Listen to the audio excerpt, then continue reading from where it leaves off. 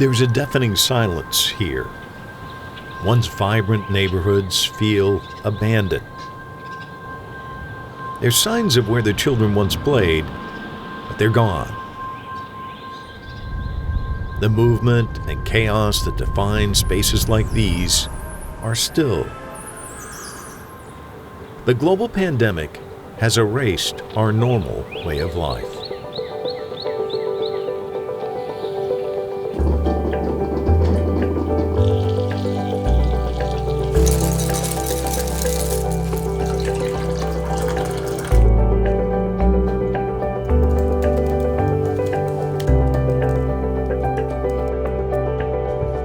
The coronavirus has sent a record number of people online around the globe. We now depend on the internet for work, school, playing, and connecting. Hi, Patrick. While the crisis has pushed us further into a digital world, it has also exposed the wide gap between those who are connected and those who are not.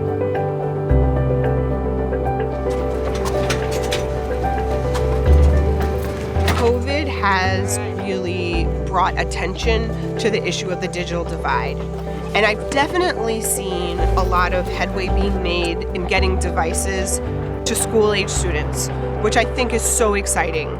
There's still a lot of ways to go to get political will and financial support around getting computers and getting training to adults. And I think it is vital to provide these services to both children and adults. Many of our students at Bite Back don't have kids, and so they're not able to access a free laptop from DC public schools or whatever schools their children might go to. I think a lot of people in our society don't realize how many working age adults don't have a computer, don't have an internet, or maybe have never worked at a job where they've used a computer before.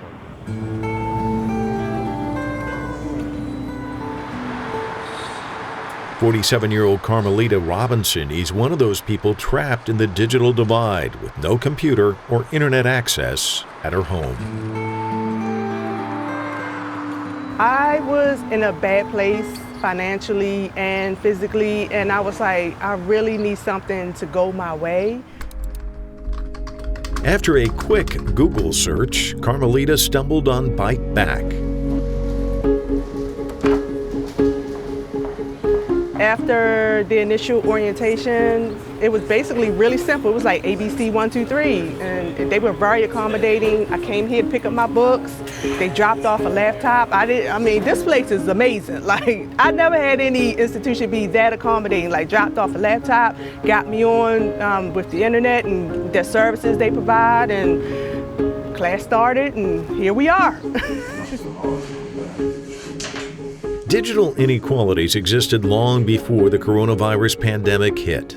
But now the racial and socioeconomic differences are more apparent than ever before. As businesses shift to remote work and schools move to digital learning, access to the internet is crucial. The United Nations says around the globe, some 3.6 billion people are not connected to the internet.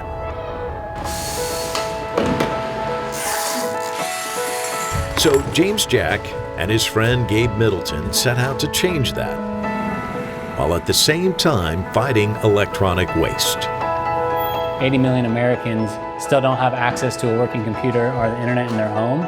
While at the same time, as a country, we're throwing away 150,000 computers in the trash can every single day. And so I was looking online to see who's doing something about this, and I realized that there really wasn't an organization who was addressing those two problems.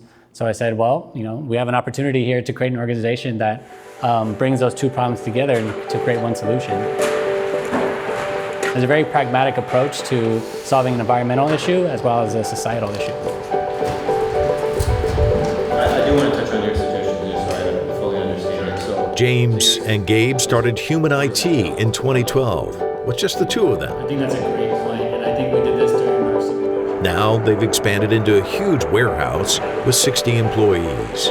What you saw at the warehouse is basically our ITAD service, which ITAD is an acronym that stands for Information Technology Asset Disposition. It's a fancy way to say we'll deal with your e-waste, like a recycler would, or not only will we deal with your e-waste, but we're going to make sure that your data is completely secure and that we can handle all of your logistical needs in order to really, for you to make that donation, maybe from New York or Florida.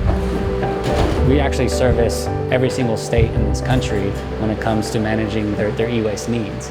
And so what you saw at the warehouse is the management of that electronic waste. Right here behind me is where all our technology comes in and is stored. As you can see, there's quite a bit of it. Then right over here to my right, we have our wonderful team breaking down and kind of processing what technology has been donated to us and sorting it. And then as we come in through here, you see we have our inventory team where they actually start categorizing what the donations we received are and start the taking apart process. So you see they're removing the hard drives from the computers, as well as sorting kind of these other devices that maybe will have to go to be recycled instead of refurbished, like cables and things like that. The hard drives will be sent over to our data security room, and they'll all be wiped and have data rewritten all over them, so the data is all safe and secure. And then the actual devices themselves will be brought over here to be refurbished, and our wonderful team is working cleaning, refurbishing, trying to get the devices back up and working. We've donated over 14,000 computer systems completely free of charge to the low-income community, mainly in this country, but even in Africa as well. We've donated a few laptops. We've connected over 8,000 families to high-speed, low-cost broadband, thousands of volunteer hours, over 4 million pounds of e-waste diverted out of landfills.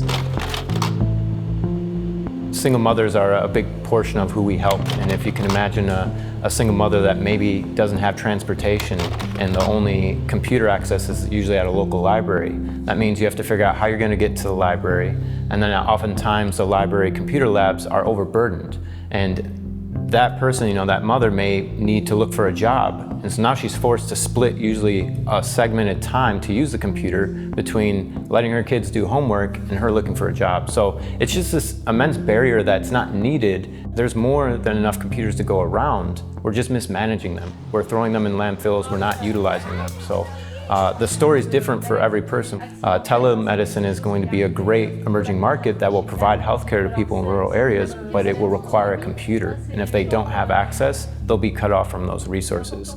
Digital inclusion is an important issue.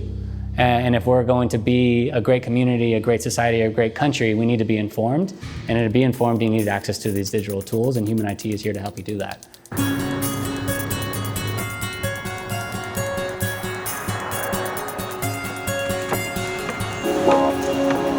By shrinking the digital divide, organizations like Human IT and Bite Back are changing lives. It can be overwhelming when you feel like a rat on a pinwheel. You just spinning your wheels and you're not getting anywhere.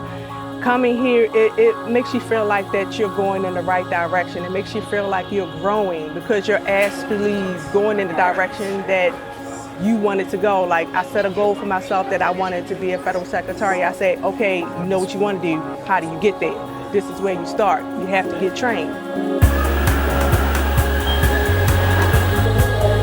Everything is going digital. Everything from warehouse work to hospitals that have a lot of robotics in it. It's going that direction. Everything is going digital. So you have to have some type of leg up. So you need it. It's invaluable. You need it.